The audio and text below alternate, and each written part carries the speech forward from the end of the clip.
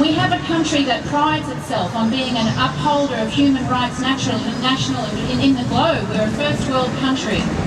We've signed a lot of conventions. We've signed the Refugee Convention. We've signed the Convention Against Torture.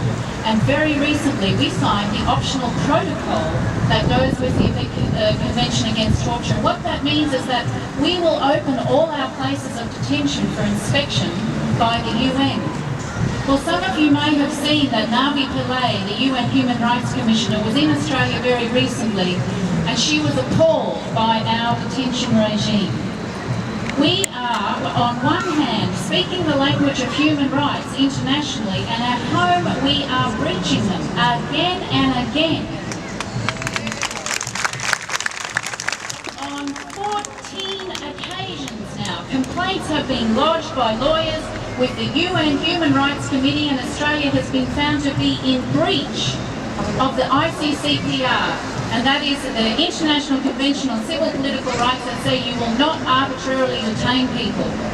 Mandatory indefinite detention is without question amongst all human rights lawyers and international lawyers considered both domestically and internationally as in breach of all of our convention obligations. This, I think, has to be brought home to our politicians, that we care and we know. There are too many people out there who are anti-refugee, who get on the computer and write bile. And they write bile in response to articles that are written, and they write it to politicians. We need to reactivate and write. Because I can tell you, last week I was in Canberra and I was giving evidence for the Parliamentary Committee on Intelligence and Security about all these people that have been found to be threats to national security, asylum seekers. And those parliamentary members who sat on that committee were talking about the letters they have received in relation to this. They take note of it.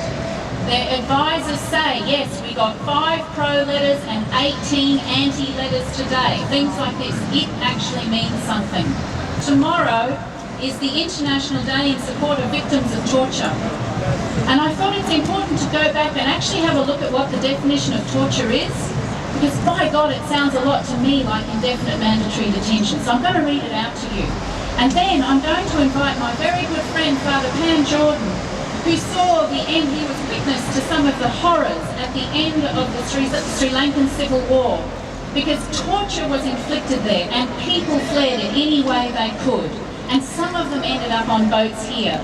And for some reason it seems to be that our very, very unique and unlawful system of deciding refugee protection for those that arrive on boats are finding most of the Sri Lankan claimants aren't owed protection. So I just want to recap the definition of torture, and just to show how schizophrenic this country is, our government has actually incorporated this definition into an offence of torture, so that if someone is commits an offence of torture, they can now be charged and tried under Commonwealth law.